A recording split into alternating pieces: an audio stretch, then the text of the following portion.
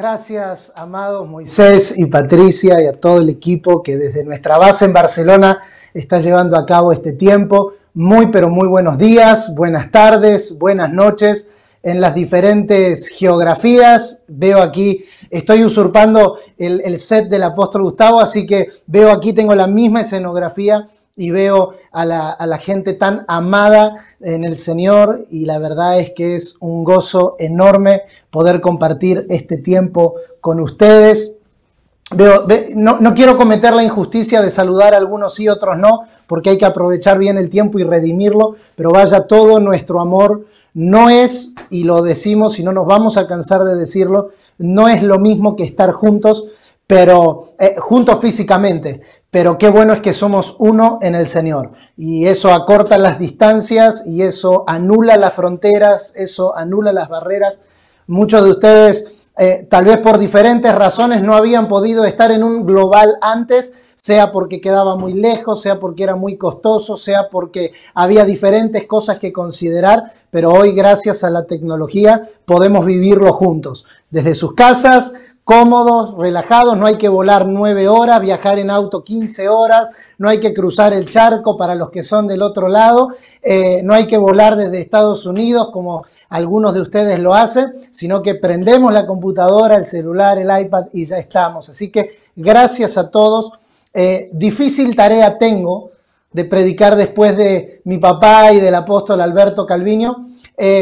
Así que voy a intentar hacer en mi mente, no en el espíritu, pero sí en mi mente, como si esos dos tigres de la palabra y de la predicación y de la homilética y de la hermenéutica hayan estado antes que yo, pero en el espíritu voy a tratar de continuar, y la verdad es maravilloso lo que disfrutamos. Yo tengo asignado, y quiero ser fiel a eso, y con la tremenda plataforma que tuvimos desde esta mañana en la proclama, luego la sesión del apóstol Gustavo, luego la sesión de Alberto, voy a ir directo al grano, como decimos aquí en Argentina, directo a los bifes. Me voy a saltear la introducción, no porque lo que se haya dicho antes es introducción, sino porque aligeró mucho de lo que estaba en mi espíritu para compartir. Así que mi tema que voy a desarrollar con ustedes por los próximos minutos es lo que hay que dejar según la propuesta eterna.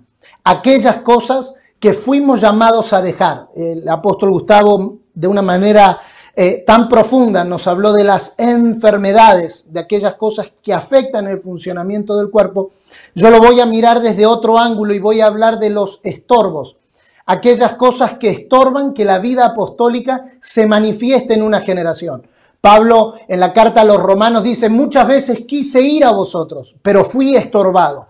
Si logramos discernir cuáles son los estorbos que tenemos que vencer, cuáles son los estorbos que tenemos que dejar, entonces estamos listos para ver no solo la proclamación, sino la manifestación. Y solamente voy a volver a lo que se dijo esta mañana.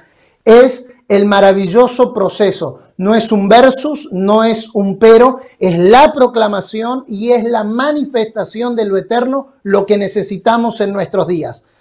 La proclamación demanda exactitud. La proclamación demanda un vocabulario acorde. Y este no será un punto porque está el nuevo libro del apóstol Alberto Calviño, Fieles, Certeros y Exactos, que ustedes pueden estudiar y trabajar, y creo que todos debiéramos de hacerlo porque nos ayuda en la exactitud de nuestra proclamación. Y tenemos también la manifestación, y la manifestación exige calidad de vida. La proclamación exige precisión y exactitud en el lenguaje. La manifestación exige calidad de vida. No es un pero, no es un coma, es un y. Necesitamos ambas. Y no voy a volver sobre esto porque esta mañana se habló magistralmente sobre eso. El mundo es salvo por la locura de la predicación. Y la creación es libertada por la manifestación de los hijos de Dios. Para que nuestra tarea sea completa, necesitamos proclamar exactamente el camino del Señor y manifestar la calidad de vida que el Señor vino a traer. Él no vino a mejorar nuestra vida o a hacer nuestra vida mejor. Él vino a darnos una nueva calidad de vida, que no tiene que ver, como oíamos recién, con cosas temporales o con cosas circunstanciales, sino que tiene que ver con su vida.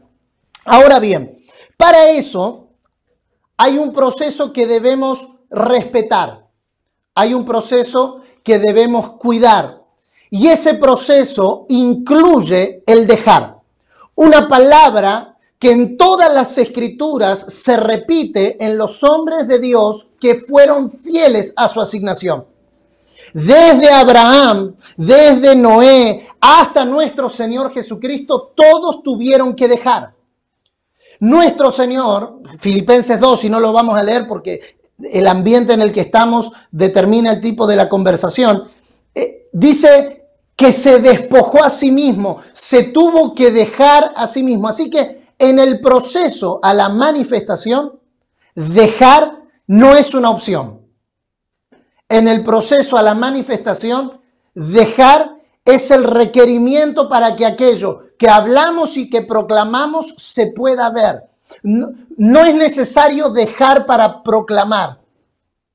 Por proclamar podemos aprender, incorporar, enseñar, mezclar, tomar aquí, tomar allá. Pero si manifestamos, por eso el apóstol Pablo no dice ustedes son cartas proclamadas, dice ustedes son cartas leídas, se puede ver. Entonces vivimos en medio de una generación que no es diferente a las generaciones anteriores, que demanda nada más y nada menos que aquello que se proclame se vea. La coherencia y todos estos mensajes que nosotros venimos oyendo y sobre los cuales no voy a volver, pero sí mencionarlos para pasar. Ahora, hay estorbos que debemos identificar. Yo encontré 8, solo a modo de presentación. Yo encontré 8 estorbos, 8 cosas que debemos dejar. No son las únicas, a mi parecer son principales, pero no únicas. Pero considero que si vamos a ver una iglesia saludable en nuestra generación, hay cosas que tenemos en nuestra vida, en la fe y en nuestra vida en el Señor como iglesia que debemos de dejar. No se puede entrar a la estación en la que estamos entrando con peso en nuestras espaldas. Ustedes saben, y voy a tomar solamente el mismo ejemplo que nos dio el apóstol Gustavo esta mañana, un rescatista, cuanto más se adentre en la función de rescatar, menos peso debe llevar. Un escalador, cuanto más alto quiera subir, menos peso que llevar. Por aquellas cosas, buenas o no, yo no me voy a meter en el terreno de lo bueno o lo malo. Personalmente, y esto es una consideración personal, yo creo que Dios no nos llamó a juzgar lo bueno y lo malo, creo que Dios nos llamó a ver lo eterno, las cosas eternas. Y hace un par de años atrás compartimos un mensaje en una de las escuelas de UNGE en Brasil, de lo bueno y lo malo a lo eterno. Juzgamos las cosas desde la perspectiva eterna. Desde la perspectiva eterna, nuestro mensaje tiene otra trascendencia. Desde la perspectiva eterna, nuestra posición tiene otra trascendencia. Ya no es si es bueno o es malo. Se trata si es eterno, si colabora con lo eterno. Entonces, estas 8 cosas, a mi manera de ver, son, y algunas las van a tener en pantalla, dejar el caos para entrar al orden, dejar las mentalidades mundanas para operar en la mente de Cristo, dejar los episodios depresivos para entrar al gozo eterno, dejar las violaciones éticas y morales para entrar a la sabiduría divina, dejar la orfandad para entrar a la filiación, dejar la carnalidad en todas sus formas para ir hacia la madurez, dejar la pobreza para entrar a la verdadera riqueza, dejar el aislamiento para entrar en la vida corporativa. No se preocupe si no logró anotarla a las 8, vamos a ir desglosándola, así que quédese tranquilo, no se estrese con eso, de igual manera van a estar las notas a disposición. Uno de los primeros estorbos que quiero compartir con ustedes es la importante necesidad de dejar el caos para entrar al orden. Vivimos en una generación, y creo que esta pandemia ha proliferado eso, no lo ha maximizado, solo ha mostrado lo que ya estaba, le ha puesto una lupa a cosas que ya estaban. Pero vivimos en medio de una generación donde el caos prolifera. Y el caos es la consecuencia del desorden. Donde hay desorden, habrá caos. Jueces, capítulo 21, verso 25. Jueces, capítulo 21, verso 25. Dice, en estos días no había rey en Israel. Cada uno hacía lo que bien le parecía. En estos días no había rey en Israel. Cada uno hacía lo que bien le parecía. Había caos. La anarquía es un modelo de caos. El desorden es un modelo de caos. El autogobierno es un modelo de caos. Donde no hay orden, habrá caos. Hoy vivimos caos en la salud. Casi ninguno de los países del mundo, por no decir ninguno, estaba preparado en su sistema de salud como para una crisis como la que se enfrentó. Esa fue la evidencia. De hecho, aquí en Argentina el justificativo de una cuarentena tan larga fue preparar el sistema de salud. Había caos en el sistema de salud.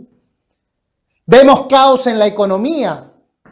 Economistas renombrados de las mejores universidades no le encuentran la vuelta a lo que se está viviendo. La política, la educación, la familia. ¿Quién hubiese pensado que en días como estos, países como los nuestros, fundados con bases cristianas, fundados con bases católicas, están tocando temas tan controversiales? El aborto, la identidad de género, la educación sexual. Hoy, si no me equivoco, en Dominicana se están tocando el tema de los 3 causales. O sea, en todo el mundo hay caos. Ahora, el caos no es más ni menos que la ausencia de orden. Donde no hay orden, el caos prolifera. Y como iglesia del Señor Jesucristo, no podemos tolerar ese nivel de caos entre nosotros. Tristemente, y no a modo de crítica, solo a modo de diagnóstico, vivimos en una generación cristiana con altos niveles de caos. El mismo caos que vemos en nuestros vecinos no conversos es el mismo caos que nos toca resolver como pastores en nuestras congregaciones. Y la pregunta es, ¿por qué? Bueno, es porque nos hemos aferrado tanto al orden del sistema que nos hemos acomodado a vivir en el desorden según Dios. Nos hemos acostumbrado tanto al orden del sistema que nos hemos desacostumbrado a vivir según el orden de Dios. Ahora, tenemos que tener claro, porque lo que vive nuestra generación no puede ser lo que viva la iglesia. Dios no es un Dios de desorden. Dios es un Dios de orden. Dios es un Dios de paz y no de confusión. Dios es un Dios de todo lo que hace conlleva un orden, conlleva un protocolo. Y vamos a utilizar esa palabra unos minutos más adelante. El orden es indispensable si hablamos de los diseños de Dios, porque todo diseño que nosotros encontramos en las Escrituras, según Dios, es perfecto en su orden. Y estamos delante de pastores, no hace falta entrar en ejemplos, pero desde el arca de Noé, desde la creación del hombre, el hombre gobernando en el Edén, el arca de Noé, los patriarcas, el pueblo de Israel, el tabernáculo, el templo, todos los diseños que Dios mostró siempre fueron perfectos. Perfectos en su medida, perfectos en su diseño, perfectos en el orden. El tabernáculo de Moisés, solo por mencionar alguno, tenía 3 partes, cada elemento tenía un lugar específico allí. La mesa de la proposición no podía estar en el lugar santísimo, el arca de la alianza no podía estar en el atrio.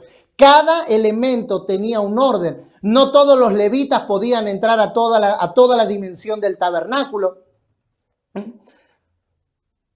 El diseño era perfecto porque guardaba un orden. El reino de Salomón era un reino de excelencia, los asientos, los sirvientes, la comida, la forma. Pablo, más adelante en el Nuevo Testamento, exigió que el uso de los dones debía de ser en orden. Primera de Corintios, capítulo 14, verso 40. Hágase todo pues decentemente y en orden. También, hablando a futuro, hay un orden para la resurrección. Ni siquiera la resurrección será desordenada. Pablo en Primera de Corintios capítulo 15, verso 23 dice, pero cada uno en su debido orden, Cristo las primicias, luego los que son de Cristo en su venida, cada uno en su debido orden. El orden no es opcional. Hay un tema que tocó el apóstol Gustavo sobre el liderazgo que yo solo lo voy a mencionar. Hay un orden para la elección de los ancianos. Pablo le pide a Tito en Tito capítulo 1, versos 5 al 9, que corrigiese lo deficiente en Creta y que estableciese ancianos. Y da un orden al respecto de los ancianos. Había criterios específicos que debían cumplirse. Un anciano debía ser apto para enseñar, marido de una sola mujer. Requisitos que no eran una checklist a llenar, eran un orden a guardar. No se trataba de una performance, se trataba de un orden a guardar. Todo lo que pertenece al diseño de Dios conlleva un orden para preservación. Pero todo lo que permanece desordenado sale del marco de esa preservación. Dios preserva lo que está ordenado según Él. Por eso el matrimonio tiene garantía de prosperidad, de bendición, de abundancia, de fructificación, si es según Él. Dios no respalda el desorden. Por eso Génesis 1 es muy claro, el Espíritu se movía sobre la faz de las aguas. ¿Por qué? Porque la tierra estaba desordenada y vacía. Dios nunca dejó de moverse en la creación, pero no validó lo que estaba en desorden. Hay un orden debido para la batalla, había un orden debido para los sacrificios, las ordenaciones, la fiesta, el matrimonio, la educación, etc. Pero todo esto responde a algo. Primera de Timoteo capítulo 3, verso 15. Para que si tardo, primera de Timoteo capítulo 3, verso 15. Esta fue una palabra que nos gobernó todo el año 2017. Para que si tardo, sepas cómo debes conducirte. ¡Wow! Para que si tardo, sepas cómo debes conducirte en la casa de Dios, que es la iglesia del Dios viviente, columna y baluarte de la verdad. Hay un orden, hay una manera de conducirse. La iglesia del Señor no puede manejarse a gusto y placer de quien esté a cargo. Hay un orden, porque todas las cosas que Dios hace son en orden. No es el tema central, no voy a hacer mi enseñanza no gira en torno al orden. Hay mucho para cortar sobre esto, Lucas capítulo 15, etc. No es mi tema, solo quiero destacar algunas cosas que considero importante a la hora de dejar. Gran parte del caos que tenemos en la iglesia hoy es porque tenemos gente en autoridad que no sabe cómo conducirse en la casa de Dios. Y eso es porque hemos violentado el orden. Manejamos la iglesia como una empresa, como una corporación, como un negocio familiar. Manejamos la iglesia como nos levantamos el sábado o el domingo, pero no es según el orden. Los frutos que tenemos es conforme a la naturaleza que portamos. Si nuestra naturaleza, y por eso urge, y doy gracias al Señor por días como estos, por jornadas como estas, a la que nos exponemos para que la vara sea elevada, para saber. Hay muchos casos que muestran en nuestros días que eso no es la iglesia.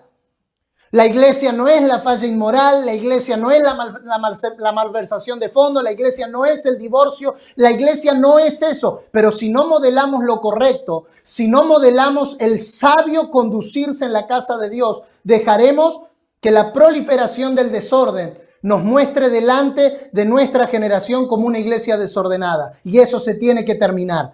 Tenemos que dejar el caos que gobierna nuestros días y abrazar el orden de Dios. Es imperativo, no es opcional, no es sugerencia. Desde la perspectiva divina debemos de corregir lo deficiente y esa es la tarea de aquellos a los cuales Dios nos llamó a ejercer el ministerio en nuestra generación. Amados apóstoles, profetas, pastores, maestros, evangelistas, esa es nuestra tarea. Ser una generación que sepa cómo conducirse en la casa de Dios, que sepa cómo operar, y hablaré más adelante de la conducta de la manera de proceder, de la ética. Pero quiero ser muy enfático en esta mañana. Necesitamos salir del caos. Hablaré más adelante de la conducta, pero quiero mencionar que la ignorancia de la naturaleza, función y propósito de la iglesia genera caos. La ignorancia de la naturaleza, de la función y del propósito de la iglesia genera caos, porque si no sabemos lo que debemos administrar, ¿cómo lo vamos a administrar? Si no sabemos cómo es el orden de Dios, ¿cómo vamos a corresponder a ese orden? Porque, hermanos, las corporaciones, el marketing, no pueden determinar cómo una iglesia es o cuál es el propósito de la iglesia. Los nichos, la publicidad digital, son todas herramientas buenas y necesarias, pero ninguna describe la función, el propósito y el diseño de la iglesia. Porque la función, el propósito y el diseño de la iglesia son eternos. Utilicemos las herramientas, todas y cada una de ellas. Esta que tenemos hoy es una herramienta, pero bajo ningún punto de vista sustituye el orden divino. Las herramientas son eso, herramientas, pero no son el orden. El orden es el diseño trazado en la palabra, el orden es el diseño trazado en la doctrina apostólica. A ese orden nos acomodamos para saber cómo conducirnos. Y el saber cómo conducirnos va a mostrar aquellas cosas que no se conducen de acuerdo al diseño. El orden siempre evidenciará el desorden. Tu casa puede estar todo ordenado, pero si llegaron los chicos del colegio o tu esposo del trabajo y dejaron algo tirado, te vas a dar cuenta automáticamente. Y no sé por qué algunas hermanas están mirando a sus esposos. Voy a salir rápido de ahí para que no se empiecen a apagar pantallas. Pero basta un pequeño desorden y volvemos al punto y salgo de aquí. Las pequeñas zorras, las moscas, lo pequeño que echa a perder lo grande. Si tiene alguien al lado, por favor, dígale, debemos salir del caos. Debemos salir del caos. Debemos salir del caos. Salir del caos es una orden, no es una sugerencia. Para que sepas, no hay otra opción, no hay otra cosa que te tiene que preocupar. Timoteo, la iglesia tiene un diseño que se guarda a sí misma, que se blinda a sí misma, que se protege a sí misma, es autoinmune. Pero si te sales del diseño, eres vulnerable.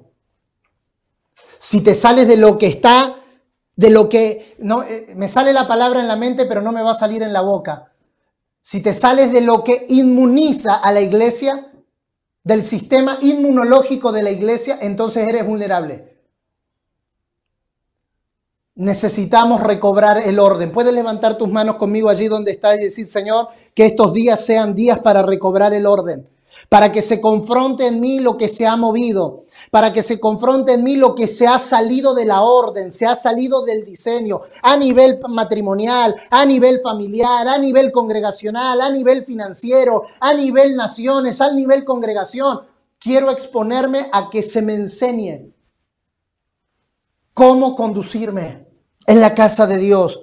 No podemos ser indulgentes con el desorden porque el desorden produce caos. Y este punto lo tocó el apóstol Gustavo, así que yo lo paso rápido. Necesitamos ministros que con amor y con firmeza coloquen orden. Y voy a usar una enseñanza que mi papá nos compartió hace un par de años atrás. Tiernos como la nodriza, firmes como el Padre. Primera de Tesalonicenses 2, versos 7 y verso 11. Como la nodriza cuida a los niños con ternura, así fui a vosotros. Y ustedes saben de cuán gran afecto tengo por ustedes. Pero en el verso 11, se lo voy a parafrasear en la Biblia según San Jonathan. No me tembló el pulso para corregirlos como padres cuando se equivocaron. Necesitamos ministros tiernos como la nodriza, pero firmes como el Padre. Que coloquen y velen el orden en amor, en consolación, en verdad, en firmeza, no negociando la falta de orden. Número 2, avanzamos. Número 2, dejar las mentalidades mundanas para operar en la mente de Cristo. Dejar las mentalidades mundanas para operar en la mente de Cristo. Como pastores y líderes no podemos permitir que nuestra mente sea conformada al siglo en el que vivimos.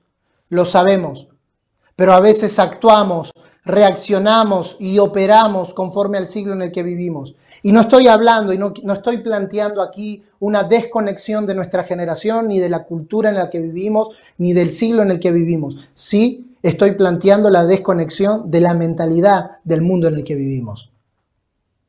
Servimos a nuestra generación en el mundo en el que nos toca vivir, pero no tomamos la forma del mundo que nos toca vivir. No podemos operar desde la mente de este siglo. Y hermanos, esta es una palabra que yo sé que todos la sabemos, pero oro al Señor que esa urgencia de renovar nuestra mente, de renovar nuestro entendimiento, sea cada vez más fuerte en nosotros. Vivir conforme es con la forma de. Vivir conforme es de acuerdo a de. Es de acuerdo a qué parámetros. ¿Cuáles son nuestros parámetros de juicio? ¿Cuáles son nuestros parámetros que llevan a tomar decisiones? ¿Cuáles son los parámetros que utilizamos a la hora de tomar decisiones? Yo se los dejo en el bosquejo que les va a llegar. Encontré como por lo menos 20 tipos de mentalidades que pueden operar en una generación: mentalidad religiosa, mentalidad de inferioridad, mentalidad inicua, mentalidad deprimida. Todo eso va a estar en el bosquejo, está bien armado ahí. Necesitamos desarrollar una mente limpia. Y oro al Señor. Y ayer orábamos y hablábamos con el apóstol Gustavo y orábamos esta palabra, que principalmente, no únicamente, creo que todo el encuentro lo será, pero que esta primera mañana sea una mañana de aguas limpias. Y esa es la visión que teníamos, aguas que vengan a limpiar. La mayoría de nosotros, de los casi 80 que estamos en esta sala, este último año y medio hemos estado expuestos a mucho desgaste en la mente. Zoom tras Zoom, reunión tras reunión, ¿no? Los primeros 2 meses de cuarentena salimos a hacer de todo, teníamos reuniones por Zoom todos los días, transmisiones, Instagram Live, Facebook Live, y predicábamos a la mañana, a la tarde, a la noche, devocionales, mediodía, tarde, noche, reunión que allá, reunión que acá. Y frente a ese nivel de gran actividad estábamos expuestos sistemáticamente. Van a cerrar todo, esto no va a la economía va a tirar para atrás, los llamados, se murió fulano, el otro se enfermó, el otro quedó contagiado, es contacto estrecho, aislate que me contagié, y tuvimos que despedir gente cercana, y tuvimos que enterrar a muertos, y tuvimos que despedir a hermanos, y tuvimos que orar por hermanos en terapia intensiva. Fue 1 año y medio de mucho desgaste. Pero hermanos, la pandemia no puede definir nuestra vida. COVID-19 no puede definir nuestro mensaje. Nuestro mensaje, como escuchamos magistralmente hace minutos atrás, es definido por Él en la eternidad. Pero si no limpiamos nuestra mente, no es una tarea que hacen otros. Ustedes no se conformen, ustedes renuévense. Esa es la exhortación apostólica. Pablo no dice, yo les voy a ir a renovar el entendimiento. Sería maravilloso. Pablo dice, comprueben y renueven el entendimiento, renueven y transfórmense, renueven el espíritu de la mente, renueven. Es una responsabilidad de todos los días, limpiar nuestra mente del cansancio, limpiar nuestra mente del desgaste, limpiar nuestra mente de las informaciones.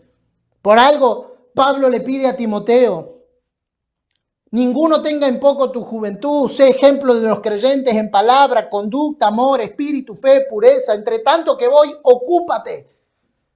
Ocúpate en la lectura, ocúpate en la exhortación, ocúpate en la enseñanza. Son cosas en las cuales debiéramos de ocupar nuestra mente, amados pastores. Y usted me pudiera decir, sí, profeta, pero yo tengo que administrar la iglesia y tengo que mantener y tengo que ver cómo hacemos. Si te ocupas de las cosas a las que Dios nos ocupa, nos llama a ocuparnos, Él se ocupará de las cosas que Él debe ocuparse. Dios sustenta lo que Él crea. Ocúpate. Te hago y me hago y nos hago en esta preciosa mañana, tarde o noche. ¿En qué nos estamos ocupando? Ocúpate en la lectura, en la exhortación, en la enseñanza. No descuides el don que hay en ti. Por favor, amado pastor, te necesitamos. No descuides el don. No descuides la gracia, no descuides a Cristo, no descuides su vida, que las presiones, que los problemas, que las dificultades, que las adversidades no te lleven a descuidar lo que nunca se debió descuidar.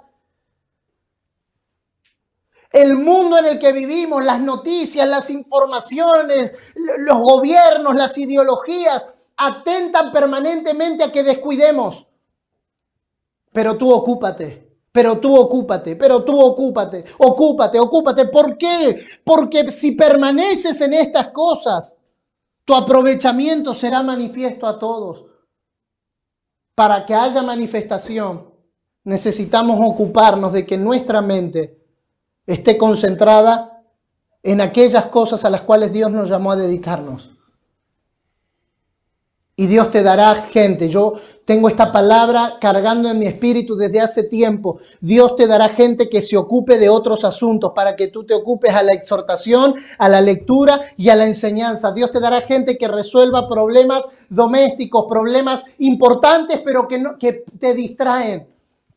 Dios te dará, así como le dio a Moisés los 70, así como le dio a Pablo a sus colaboradores, te dará colaboradores idóneos, te dará colaboradores preparados, que tal vez en otro tiempo te fueron inútiles, pero hoy te serán útiles por causa del propósito, porque vale tu mente libre, vale tu mente limpia, vale tu mente vacía de mugre y llena de Él, porque si tu mente se llena de Él, la revelación será más fluida. Si tu mente se ocupa de Él, los diseños serán más claros. Si tu mente se ocupa de Él, entonces el propósito avanzará. Pero si te distraes con las pequeñas cosas, entonces tu mente se descuida. Y una mente vulnerable es una buena semilla, un buen campo, una buena tierra para la semilla llamado engaño. Les recomiendo Dios consuela hablando verdad. Esa frase salió ahí. Mantén tu enfoque en Cristo. Mantén tu enfoque en lo que procede de arriba. Mantén tu enfoque en la exhortación, la lectura y la enseñanza. Número 3, dejar los episodios depresivos para entrar al gozo eterno. Y este es un punto muy profético, muy de advertencia, pero también muy de identificación de situaciones que mucha gente que está en esta mañana está enfrentando. Y oro al Señor que podamos dejar en esta mañana todo episodio depresivo. Génesis capítulo 40, usted conoce la historia, por tiempo vamos directo al punto. Dice que cuando el copero y el panadero tuvieron el sueño, su semblante estuvo triste. La palabra triste ahí es depresivo.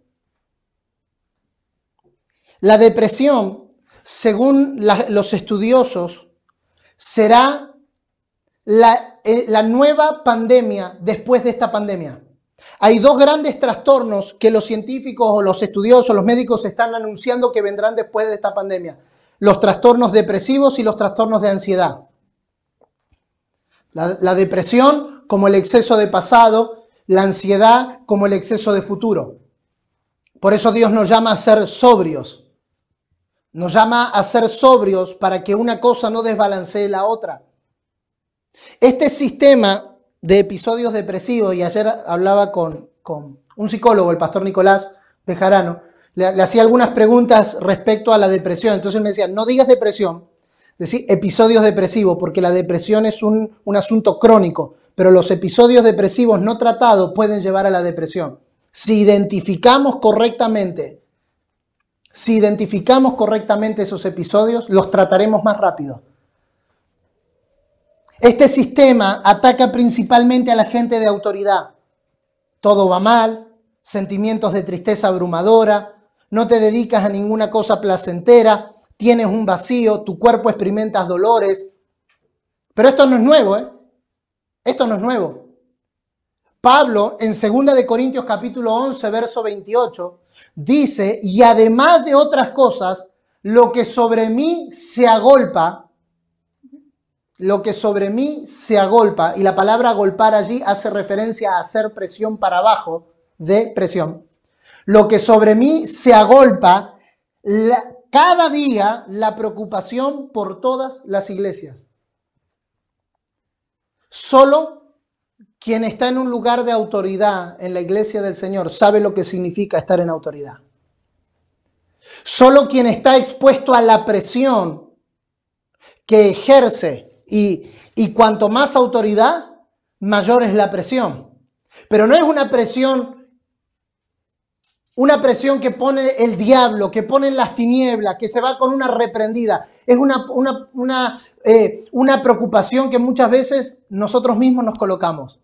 Por el sentido de responsabilidad, por el sentido del deber, por el sentido de fidelidad, por el sentido de permanecer fieles al Señor, se agolpa, se sube arriba de nuestros hombros. No voy a llamar aquí a Joan para no quebrarlo, pero sería ponerme encima de su espalda y poner a alguien más encima y poner a alguien más encima hasta el punto que pueda ceder la edificación. Cada uno de nosotros, en las diferentes medidas, si tenemos autoridad, estamos expuestos a episodios depresivos. Porque hay una preocupación innata con el sentido del deber de aquello a lo que Dios nos llamó. Tenemos un diagnóstico alarmante en nuestra generación. Pero alarmante, hermanos, muchos pastores han perdido la alegría. Hemos perdido el gozo de la salvación, el gozo del disfrutar lo que hacemos. La depresión está saboteando su asignación. La fuerza del pasado es más fuerte que el peso del llamado. La fuerza del pasado es más fuerte que el peso del llamado. Pero necesitamos renovarnos. Y oro al Señor que esta mañana, que este encuentro, que estos 3 días sean días de renovar el gozo de nuestra asignación, días de renovar el gozo de nuestro llamado, días de renovar la alegría del Dios al que servimos. Sí, son grandes las preocupaciones, pero más grande es al Dios al que servimos. Sí, son grandes las adversidades, pero más grande es el propósito al que estamos llamados. Sí, son grandes los problemas, pero es más grande el que está con nosotros. No perdamos la alegría, no perdamos el gozo, no perdamos la vida, no perdamos la sonrisa, porque la fuerza del pasado no será más grande que el peso de nuestro llamado. Vamos a terminar y profetizo esta palabra. Terminarás tus días alegre, vigoroso, gozo. Se terminarán las enfermedades en el estómago, en el corazón, en la cabeza. Se terminarán los episodios crónicos. ¿Por qué? Porque recobraremos el llamado y el peso que eso implica, pero la alegría que implica servir a nuestro Señor. Si estuviéramos en el auditorio le dijera, vamos, denle un aplauso al Señor. Pero como no está, por lo menos, no sé, pongo una reacción. Y quiero dejarte, para pasar este punto, 7 consejos muy prácticos. 7 consejos muy prácticos. Que no nacen de la frustración, que no nacen del enojo, sino que nacen de la advertencia. ¿Puede recibirlos? ¿Sí? ¿Puede recibirlos? Número 1, no te desesperes cuando no vengan todos a la reunión. No te desesperes. No entres en pánico. No te desesperes. Simplemente haz lo que Dios te pida que hicieras. No te desesperes. Que no cambie la forma en la que predicas si hay 4 o si hay 50,000. Si a tu grupo de vida, a tu congregación, a tu conferencia, en vez de haber 200, hay 1. Dale con todo a ese 1. Y sobran los ejemplos de gente aquí delante que tengo que he compartido plataformas con ellos donde sea con 1, sea en un auto, sea en un avión, sea en un estadio, sea en el mejor estadio de Argentina que no tiembla, late. En ese estadio no han cambiado su mensaje, no han cambiado la pasión, no han cambiado el fervor. No te desesperes. Número 2, tienes que saber algo. las batallas nunca terminan. Y no intento deprimirte, intento consolarte en el Señor. Después de un Monte Carmelo viene una cueva. Después del Monte de los Olivos viene el Gólgota. Después del gran avivamiento en Éfeso viene el naufragio. Las batallas nunca terminan. ¿Saben? Y solo paso por aquí rápido. Existe una tentación en relajarnos después de una gran victoria. Llegamos a picos tan altos de adrenalina cuando termina una conferencia, un encuentro, cuando logramos algo nuevo en la congregación, cuando edificamos algo, cuando cambiamos el sonido, cuando hicimos algo que nos demandó adrenalina. Ese pico de adrenalina, ese pico de victoria nos lleva inconscientemente a un estado de relajación. No te relajes. Si tiene alguien al lado, dile, no te relajes, las batallas nunca terminan. Después de esta vendrá otra, después de esta vendrá otra, después de aquella vendrá otra y vendrá, no termina. Imagínense si David se hubiese relajado después de vencer al oso y al león, nunca hubiese llegado a Goliat. Si después de Goliat se hubiese relajado, nunca hubiese llegado al palacio. Las batallas nunca terminan. Si le suena muy bélica la palabra batalla, los desafíos, los problemas, las circunstancias, las adversidades. Hoy serán los judaizantes, mañana serán los gnósticos, mañana serán los estoicos, mañana será, siempre habrá algo que nos mantendrá alerta. No te relajes. Número 3, espera ser traicionado. Espera ser traicionado. No hacemos lo que hacemos por la lealtad de las personas. Lo hacemos para ser fiel al que nos llamó al ministerio. Por ende, si aparece algún Judas, recuerda, Judas es necesario para que el propósito se cumpla. Jesús llamó a Pedro de Satanás y a Judas de amigo. ¿Cómo me explica usted eso? Si no es porque el peso del propósito es más grande que los afectos. Si te toca enfrentar una decepción, una traición, un golpe, una calumnia, una murmuración, una crítica, tranquilo, tal vez te están empujando hacia la cruz.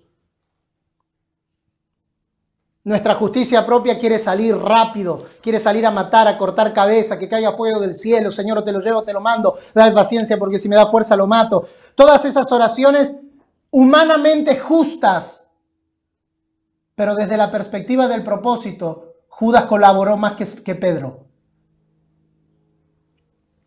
Número 4, espera que la gente buena te deje, aunque haya sido bueno con ellos. Las multitudes dejaron a Jesús, hermano, y era Jesús. ¿Se piensa que no nos van a dejar a nosotros? Si era Jesús. Pero Jesús nunca les preguntó por qué. Jesús nunca dijo, claro, ahora que no les hago milagros se van.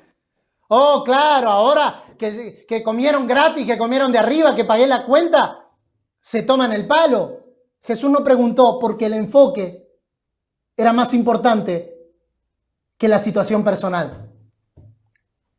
Mantén tu enfoque. Y hermano, esto, por favor, quiero poner esta cuota de balance para que nadie piense que estoy diciendo algo que no estoy diciendo. Esto no se trata de decir, bueno, hermano, entonces yo sirvo a Dios, la gente no me importa. No, lo que te estoy diciendo no es eso. Lo que te estoy diciendo es el impacto que genera en tu corazón. No, ¿sabes qué? Yo no predico más, olvídate. Esa idea, a ese nivel de impacto es al que me quiero referir. No a la motivación por la que hacemos. No estoy hablando de eso. No, servimos a las personas, las amamos, así nos escupan en la cara, así nos den una... Eso lo vamos a seguir haciendo. Lo que hablo es del impacto que tenga en tu corazón. No permitas que esas situaciones te desvíen de tu propósito o del propósito del Señor. Número 5, y esto mi papá lo dijo al principio, así que lo voy a pasar rápido. Espera el rechazo de aquellos que una vez te celebraron. Gálatas, mi papá lo dijo. Oh, era un ángel para ustedes. Y después, ¿acaso me volví su enemigo? Enemigo, la palabra enemigo allí es la misma palabra que se utiliza para Satanás. ¿Acaso me volví Satán para ustedes por decirles la verdad, tranquilo, que eso no cambie tu corazón. La verdad va a confrontar. No debiera de herir, pero debiera confrontar. Número 6. Espera tener temporadas de sequías en la que Dios esté en silencio acerca de diversas situaciones. Y le voy a poner un ejemplo que está en las Escrituras. Jacob perdió a José, ¿se acuerda? Durante 17 años, Jacob no supo dónde estaba José y pensó que se había muerto. Le hago una pregunta. ¿Usted cree que Dios no podría haberle dicho a Jacob, Jacob, no te preocupes, José está vivo, quédate tranquilo? ¿Sabe qué hubiese hecho Jacob con el amor que le tenía a José? Lo hubiese ido a buscar y el propósito se hubiese abortado. Hay veces, y solo pónganse un momento en el lugar de Jacob, que recibió visiones, que recibió sueños, que vio a Dios, que peleó con el ángel del Señor, y Dios se cayó durante 17 años sobre esa situación. La Biblia no registra que Dios le haya dicho nada, solo que se había muerto. Espera que Dios sobre ciertas situaciones no te va a hablar, porque tal vez hay algo mucho más grande en juego y una acción nuestra puede abortarlo. Si Jacob iba a buscar a José a Egipto, wow,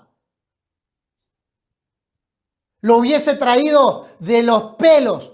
Se hubiese peleado con todo Egipto y con todo el ejército de Egipto. Y lo hubiese traído. Y lo hubiese vuelto a su casa. Y sí, pero ¿qué hubiese pasado con Egipto? ¿Qué hubiese pasado con Israel? ¿Qué hubiese pasado con el propósito que el Señor tenía? Número 7. Y último de este punto. La alegría es una elección. Y solo le dejo 3 pasajes, no lo vamos a leer. No hace falta, Lucas, que lo pongas en pantalla. Filipenses 4:4, regocíjense en el Señor siempre. Otra vez digo, regocíjense. Colosenses 1:24, ahora me gozo en lo que padezco por vosotros. Primera de Pedro 4:12, no se sorprendan cuando el fuego de prueba venga, sino gozaos por medio de cuanto sois participantes. La alegría es una opción. La alegría es una elección. Regocíjate, regocíjate, oh estéril, la que no daba fruto, regocíjate. El regocijo no es después, el regocijo es antes. Regocíjate, oh estéril, la que no daba, porque vas a dar. ¿Pero qué le pide primero? Regocíjate. Regocíjate, regocíjate para ver cómo Dios ve, regocíjate para tratar como Dios trata, regocíjate para entender como Dios quiere que entienda, regocíjate, porque el regocijo no es al final. El regocijo es una elección. Dejemos los episodios depresivos, pastores. Salgamos de ahí rápido. Vamos a enfrentar situaciones que nos van a llevar allí, sí, pero salgamos. La fuerza del pasado nunca puede ser más grande que el peso del llamado. Aleluya. Estamos bien. Nos quedan 15 minutos y me quedan solo 4 puntos.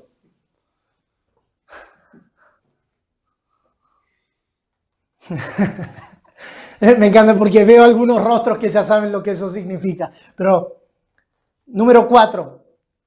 Dejar las violaciones éticas y morales para entrar a la sabiduría divina. Dejar las violaciones éticas y morales para entrar a la sabiduría divina. La ética y la moral siguen siendo importantes en el desarrollo de nuestra asignación eterna. Como todo, en su medido orden. La palabra ética no tiene que ver tanto con un manual. La palabra ética tiene que ver con buena conducta. Eso significa la palabra ética, buena conducta. Y moral da la idea de un comportamiento apropiado. Quiero destacar o rescatar estas 2 palabras, ética y moral. Santiago capítulo 3, verso 13. ¿Quién es sabio y entendido entre vosotros? Muestre por la buena conducta sus obras en sabia mansedumbre. Muestre por la buena conducta. La ética no es política cristiana o diplomacia evangélica. No es ser políticamente correcto. Eso no es la ética según Dios. La ética según Dios es la buena conducta que dirige el comportamiento de sus hijos. No debemos a nadie, no insultamos a nadie, procedemos bien. Pablo dice, ustedes saben cuál es mi proceder en Cristo. A nadie hemos corrompido, a nadie hemos dañado, a nadie hemos... Creo que es 1 Corintios 7. Pablo hace ese descargo y él dice, ustedes saben cómo fue mi proceder, ustedes saben cómo me conducí, con la ética con la que me conduje. Y ahí ustedes van a tener escrito una gran cantidad de puntos al respecto de eso, porque la clave de la vida cristiana no es un mensaje recordado en la mente, sino un mensaje asimilado en la vida, que se expresa con nuestra buena conducta. Repito, la clave de la vida cristiana no es un mensaje recordado en la mente, sino el mensaje que hemos asimilado en la vida. Yo le pregunto en esta mañana, ¿recuerda usted lo que comió el 12 de agosto de 1992? Yo no sé qué comí porque no vivía todavía. ¿Pero usted se acuerda de lo que comió el 1 de diciembre del 2000? Es imposible recordar todo lo que comemos, pero si estamos aquí en esta reunión hoy es porque hemos comido. Es imposible recordar todos los mensajes de los alineamientos, todos los mensajes de los cursos, todos los mensajes de la... Es imposible. No hay una mente humana que pueda recordar todo. Pero si estamos fuertes es porque nos hemos alimentado. La señal de que dejamos de comer es que nos volvemos débiles. Y el debilitamiento se muestra en nuestra manera de proceder, en nuestra manera de conducirnos, en nuestra buena conducta. Recobremos, y no quiero meterme en eso, pero la conducta termina siendo el reflejo de lo que se hizo vida en nosotros. La conducta termina siendo el reflejo de lo que se hizo vida en nosotros. ¿Cómo procedemos frente a ciertas situaciones, frente a ciertas circunstancias? ¿Cómo procedemos? Hay una palabra que el apóstol Ben y la apóstol Teresa utilizan muy frecuentemente que es cómo modelamos. Conducta tiene que ver con modelar, tiene que ver con conducirse de una manera que otros lo van a ver. Muestren, la conducta sí es para mostrarla. Muestren por su buena conducta sus obras en sabia mansedumbre. Número 5. Y entramos, ahora sí le prometo, al punto 5. No le prometo más nada. Entramos al punto 5. Número 5. Dejar la orfandad para entrar a la filiación. Y yo sé que alguien me puede decir muy rápidamente, no, bueno, pastor, yo tengo padre espiritual, yo estoy en una casa, aguánteme un ratito, yo soy hijo de Dios, aguánteme un ratito, le pido que no se cierre hasta escuchar. Lamentaciones capítulo 3, verso 3 al verso 6. Lamentaciones capítulo 5, verso 3 al verso 6. Huérfanos somos sin padres. Nuestras madres son como viudas. Nuestra agua bebemos por dinero. Compramos nuestra leña por precio. Padecemos persecución sobre nosotros. Nos fatigamos y no hay para nosotros reposo. Al egipcio y al asirio extendimos la mano para saciarnos de pan. Nuestros padres pecaron y han muerto, y nosotros llevamos su castigo. Siervos se enseñorearon de nosotros, no hubo quien nos librase de su mano. Con peligro de nuestra vida traíamos nuestro pan ante la espada del desierto.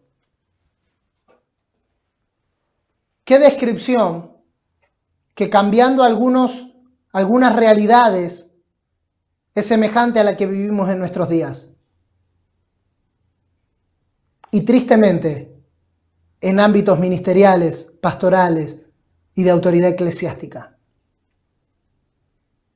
Y tengo una fuerte carga por esta parte del mensaje. Huérfanos somos, hemos quedado sin padres. 3 cosas faltan en un huérfano. Y oro al Señor que me dé la gracia y les pido a ustedes que oren que el Señor nos dé el denuedo, porque es confrontar un sistema que a lo largo y a lo ancho de nuestro continente y de los demás continentes tiene poder y tiene legalidad, como lo es la orfandad. Y no hay peor orfandad de aquel que teniendo casa se siente huérfano. Que teniendo padre se siente huérfano, que teniendo madre se siente huérfano. Y es un sistema, es un sistema de pensamiento, una mentalidad de la cual debemos de abandonar. 3 cosas faltan en un huérfano: provisión, protección y posición. Provisión, protección y posición. Huérfano significa uno que está desprovisto de padre. Usted sabe, lo hemos estudiado en otras oportunidades, el diseño de Dios para el hombre no fue la de un amo a un esclavo, sino la de un padre a un hijo. Lucas capítulo 3, verso 38, cuando se cita la genealogía de Jesús, la genealogía de Mateo empieza desde Abraham hasta Jesús, pero la de Lucas va un poquito más atrás y llega hasta Adán. Y Lucas capítulo 3, verso 38 termina diciendo: Adán, hijo de Dios. La relación que Dios siempre buscó, el diseño, y voy a usar una palabra que en lo que a mí respecta usaré mucho este año, el odre del reino, el odre de la iglesia es el modelo padre-hijo, es el modelo familia. Y no voy a entrar mucho en esto por cuestiones de tiempo, pero piénselo bien, el odre como el que recibe tiene que ver con familia. Primera de Juan, capítulo 2, verso 15 al 17. No amen al mundo ni las cosas que están en el mundo, porque si alguno ama al mundo, el amor del Padre, no dice el amor de Dios, dice el amor del Padre. Es una cuestión de orfandad y de paternidad. El amor del Padre no está en él. Porque todo lo que hay en el mundo, los deseos de la carne, los deseos de los ojos y la vanagloria de la vida, no proviene del Padre, otra vez, del Padre, sino del mundo. Y el mundo pasa y sus deseos, pero el que hace la voluntad de Dios permanece para siempre. ¿Qué es las cosas del mundo? Las cosas del mundo es la constitución del mundo. Amar las cosas del mundo es lo que energiza los deseos de la carne, los deseos de los ojos y la vanagloria de la vida. Y estas 3 palabras yo las quiero usar para complementar lo que vengo hablando de orfandad. Los deseos de los ojos es la autoprovisión. Como no lo tengo, lo autogenero. Autoprovisión. Los deseos de la carne es la autoprotección. Y ustedes van a tener esto más explicado en el material que les vamos a enviar. Cada punto está desarrollado, solo lo menciono por tiempo. Los deseos de la carne, autoprotección. La vanagloria de la vida, autopromoción. Un huérfano siempre se aferrará a estos 3 elementos. Los deseos de los ojos, los deseos de la carne y la vanagloria de la vida. Autoprovisión, autopromoción, autoposición. Lo que no tienes, buscas generarlo. Auto, de iniciativa, de individual, de yo lo quiero hacer. Jesús venció estas 3 cosas en el desierto. Y ustedes lo saben, Mateo 4, Lucas 4, Jesús venció los deseos de los ojos, los deseos de la carne, los deseos de la vida, los deseos de provisión, si eres el Hijo de Dios, convierte esta piedra en pan, los deseos de protección, tírate desde el monte, tírate desde lo alto del templo para que sus ángeles te agarren, los deseos de posición, si postrado me adorares, todos los reinos del mundo te daré. Pero eso que Jesús venció, dice la Escritura, que el diablo lo dejó por un tiempo. y volvió en la cruz al decirle, si eres hijo de Dios, desciende, provisión. Sálvate a ti mismo, protégete. Otra vez digo, desciende, posición. Necesitamos vencer y oro al Señor que esto no es una actitud personal de vencer, es el amor del Padre derramado en nuestros corazones que nos hace hijos, eliminando la falta de provisión, la falta de protección, la falta de posición. Porque hermanos, lo que nosotros enfrentamos en nuestros propios corazones lo llevaremos a nuestra tarea ministerial. Y ese es el peligro de nuestra generación. Huérfanos. Y lo digo con compasión, con profundo dolor y con profundo temor en el Señor. Huérfanos que buscan llevar a la vida del Señor y a la vida de la iglesia sus deseos de autoprovisión, de autopromoción y de autoposición. La iglesia no es un lugar donde nadie debiera de sentirse huérfano, porque tenemos un buen Padre que ha sido derramado en nuestros corazones, eliminando todo vestigio de orfandad, y nos ha dado padres en la tierra que representan su paternidad para sanar en nosotros, para eliminar de nosotros, para quitar de nosotros todo vestigio. Ahora, hermanos, hay algo que nadie puede hacer por nosotros, y es la decisión a dejar la orfandad. A los que le recibieron, se les dio potestad, Juan capítulo 1, verso 12. A los que le recibieron, se les dio potestad de ser hechos hijos. A los que le recibieron. A los que le recibieron. Hay una decisión a tomar, a dejar la orfandad, a no traspolar al ministerio los deseos de provisión, porque el huérfano siempre está preocupado por dos cosas, la comida y la diversión. Busca recursos sin relación, busca ser famoso, va a muchas iglesias en busca de recursos, no tiene relaciones serias. Cualquier relación es frágil, no es de propósito ni de pacto. Él dejará relaciones por falta de recursos, tienes que pagarle para que se quede. Puede romper una relación con facilidad, busca recursos a través de la aparente excelencia. Un huérfano quiere recursos a través de la lástima. Su vientre es su Dios. Es maestro en mover el corazón y las emociones de la persona para extraer algún beneficio personal. Ha perdido la vergüenza. Quiere recursos sin preocuparse por las repercusiones. ¿Cuánta gente lastimada hay en nuestro continente por huérfanos que han tocado las congregaciones? Buscando provisión. Buscando la autoprovisión, porque su propia orfandad lo sacó de la provisión divina. Deseos para la protección, ve a otros ministerios o a ministros como una amenaza para su supervivencia. Es territorial, busca lugares concurridos porque la multitud es su protección. Busca una gran iglesia o se mudará de una iglesia pequeña en iglesia pequeña. Un ministro huérfano buscará desear la posición, es decir, validación por asociación, pobre autoestima. Y recuerden ustedes el viejo profeta que quería ser enterrado junto al joven profeta. Validación por asociación. Un huérfano reconoce su desnudez, sabe que algo le falta. Tiene pseudo coberturas. No quiere rendir cuentas a nadie. Siempre se siente incómodo en presencia de un verdadero padre. Siempre atribuye la culpa a otra persona. Pero hermanos, la mentalidad huérfana debe ser desmantelada.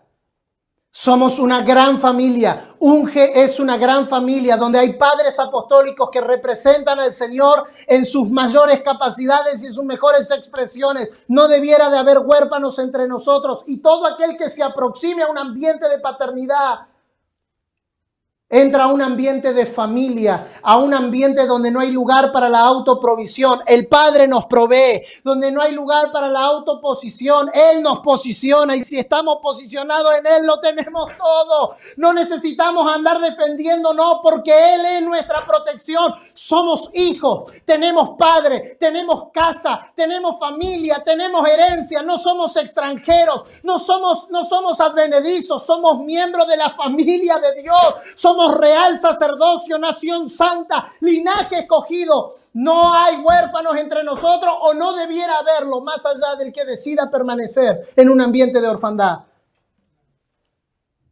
Oramos sobre cada nación, sobre cada país, sobre cada estado, sobre cada ciudad aquí representada, ámbitos donde se represente la verdadera paternidad y no haya lugar para huérfanos. No en un tono de condenación, sino en un tono de salvación. ¡Ey! Ven a esta familia, ven a un ambiente de familia, descubre cómo se ve una familia. Hermanos, que hayan abusado de la paternidad espiritual no significa que la paternidad no sea divina. Es un diseño de Dios que, como todos los diseños, pueden ser tocados y pueden ser mal usados por hombres corruptos. Pero eso no anula que el diseño es perfecto. El odre del reino sigue siendo la familia, sigue siendo el modelo padre-hijo. La institución divina es la iglesia y la familia. El reino corre en dos rieles, padre e hijo.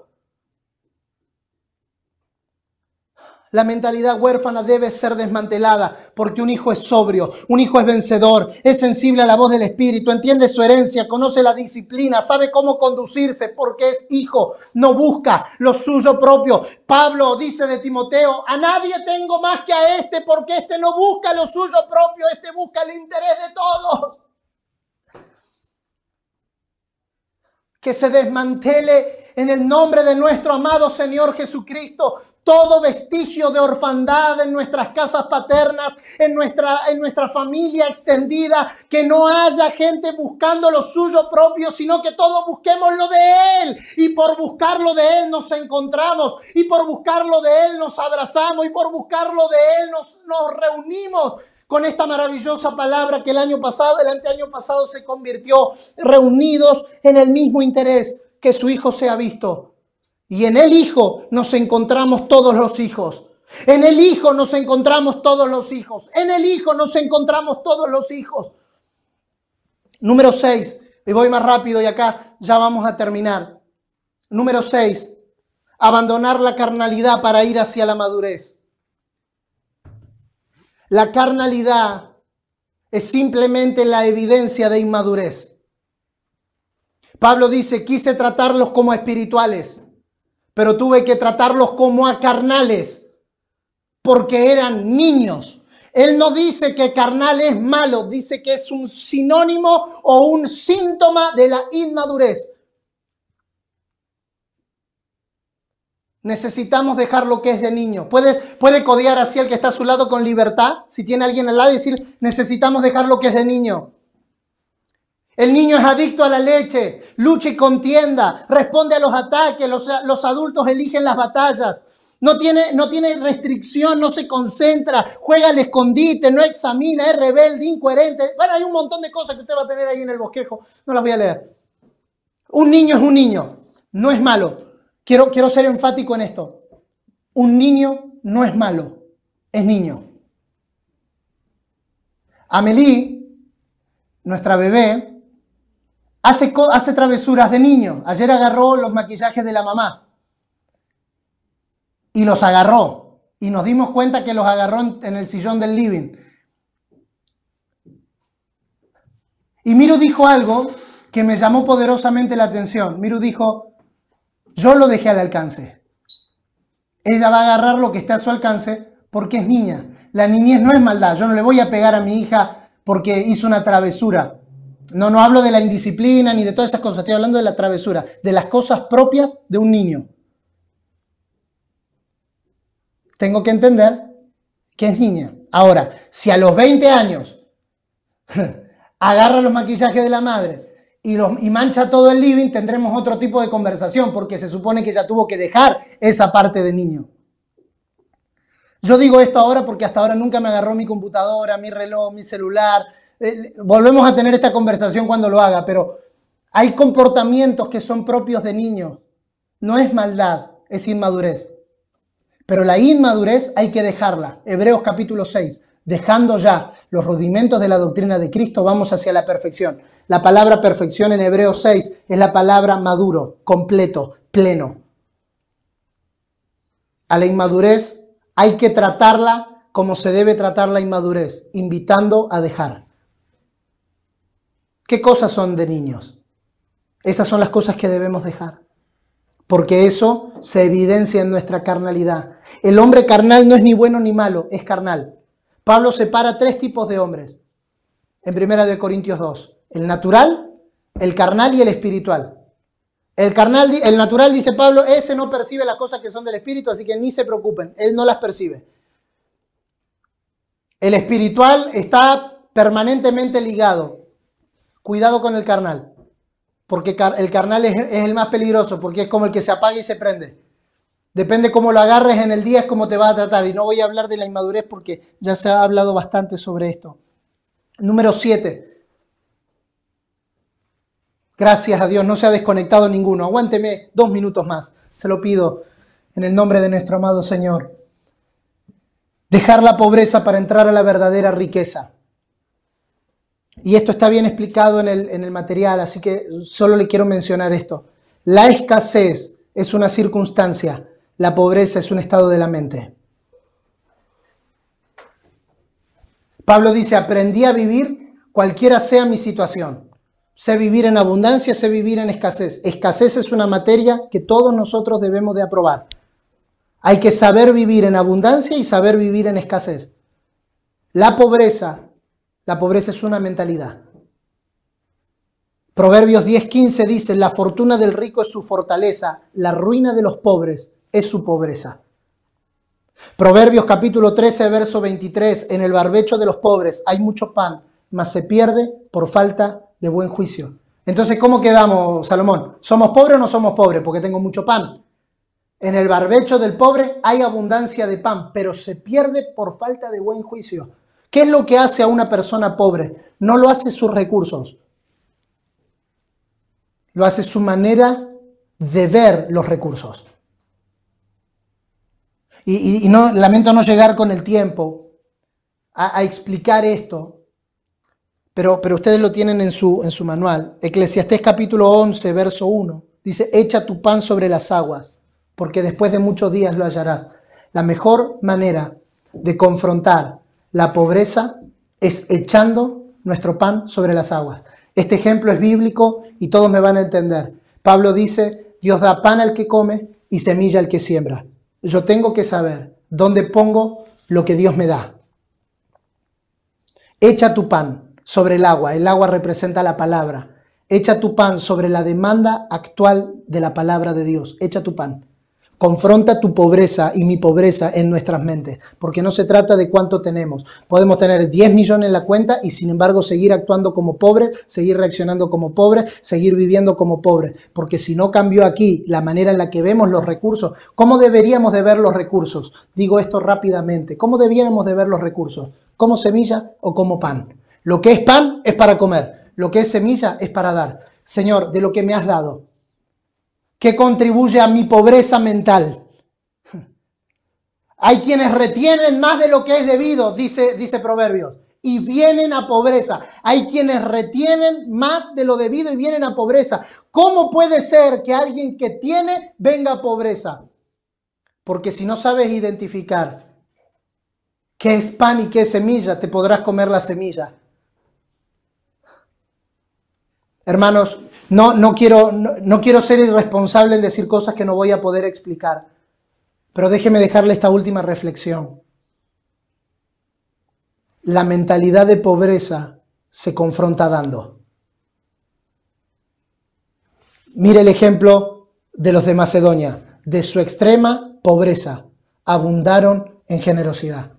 No es una cuestión de lo que tengo en el bolsillo. Y no me cambie la cara que no voy a levantar ninguna ofrenda, ¿eh? No está orientado a ese punto esta parte. Algunos apagaron la cámara. Tranquilo. La pobreza se rompe y ¿sabe? Es una pobreza a cada nivel. No tiene que ver. No, es que yo ya di ayer. No. Es una pobreza a cada nivel. Es una pobreza en cada etapa que yo debo de confrontar. El primer desafío es ganar 1 millón. El segundo desafío es ganar 2 millones. El tercer desafío es diezmar 1 millón. Cada desafío Cada nivel tiene su propio desafío para romper la mentalidad de pobreza a la que muchas de nuestras naciones están subyugados. Que no se puede viajar, que el dólar está al alto, que las restricciones, que no se puede comprar. Hermano, no vamos a entrar en el sistema que rige nuestra generación, porque nosotros no operamos bajo este sistema. Y salgo de ahí. Solo le menciono esto, perdón. La palabra echar, que dice Eclesiastés 11:1, echa tu pan sobre las aguas. La palabra echar significa liberar del cautiverio. Libera tu mente del cautiverio de la pobreza. Libera tu mente del cautiverio de la pobreza. ¿Cómo libero mi mente de la pobreza, Jonathan? Cada uno, como propuso en su corazón, dé. No es por tristeza, ni por necesidad, ni porque alguien esté 50 minutos hablando. Cada uno, como propuso en su corazón, dé, porque quiere liberar su mente de los sistemas de pobreza. Y número 8, y ahora sí, llegamos. Número 8, dejar el aislamiento para entrar a la vida corporativa. Dejar el aislamiento para entrar a la vida corporativa. Jueces 18:27 dice, y ellos, llevando las cosas que había hecho Micaía, juntamente con el sacerdote que tenían, llegaron a Lais, al pueblo tranquilo y confiado. Y lo hirieron a filo de espada y quemaron la ciudad, y no hubo quien los defendiese, porque estaban lejos de Sidón y no tenían negocios con nadie. Cuidado, cuidado con el aislamiento, porque el aislamiento te puede dejar en un lugar tranquilo y confiado, pero lejos frente a cualquier circunstancia. No permitamos que este sistema global de aislamiento social nos separe del cuerpo, nos separe los unos de los otros, nos aísle y nos lleve a cuidar por nuestra tranquilidad y nuestra confianza. Dice que el pueblo era tranquilo y confiado, pero estaba demasiado lejos de la ayuda. Nos necesitamos los unos a los otros para que el propósito eterno sea manifestado en nuestra generación. Amén. Oramos, ¿les parece? Y me gustaría pedirte que puedas reflexionar junto conmigo mientras oramos. Si tal vez hay alguna de estas 8 cosas que el Señor trabajó contigo en tu corazón diciendo, hey, eso tienes que dejar. Tienes que dejar el caos. Tienes que dejar la mente de este siglo. Tienes que dejar los episodios depresivos. Tienes que dejar la carnalidad. Tienes que dejar la opresión. Tienes que dejar la orfandad. Tienes que dejar la pobreza. Tienes que dejar el aislamiento. Y me gustaría que más que te lleves un wow, qué loco, qué tremenda enseñanza, te lleves un trato de Dios contigo. Trabajando ahí, donde ninguno de nosotros podemos llegar. Ninguna de las gracias que expusieron y que van a exponer pueden llegar. Pero que cada uno podemos decir, Señor, me abro. Me abro a que tu Espíritu me muestre qué cosas debo dejar. Me abro a que tu Espíritu, por el bien del cuerpo, por el bien de lo que me has entregado, por el bien de lo que me has dado, por el bien de lo que me has confiado, no se trata de mí. No se trata de mí, de mi iglesia, de mi reputación. No se trata de mis logros, ni de mis alcances, ni de mi fama, ni de mi protección. Se trata de tu propósito, Señor. Y no quiero ser un estorbo. No quiero ser un estorbo. Señor, por amor de tu nombre, confiamos y rogamos en la operación de tu dulce Espíritu. El único que nos guía a toda verdad, el único que nos lleva a toda verdad, el único que nos guía para decir, Señor, trabaja en nosotros, que estos 3 días trates con nuestros episodios depresivos. Señor, yo oro por aquellos que están enfrentando episodios depresivos, ganas de renunciar, ganas de dejar todo, ganas de abandonar, ganas de no predicar más, de no enseñar más, de no involucrarse más en la obra del Señor. Que salgamos de ahí, que dejemos esos episodios, que dejemos esas situaciones, que dejemos esas frustraciones y expectativas no resueltas. Trabaja, Señor, trabaja en nosotros dejando el caos. Trabaja en nosotros dejando la orfandad, trabaja en nosotros dejando la pobreza, dejando el aislamiento, a fin de que podamos manifestarte en nuestra generación. Que no solo seamos exactos en la proclamación, sino tengamos una excelente y nítida expresión de la calidad divina que es en Cristo Jesús, Señor nuestro. Amén y amén. Gracias por su tiempo. Apóstoles Zapico, volvemos con ustedes. Los amamos y nos vemos en el desarrollo de nuestra jornada. Paz.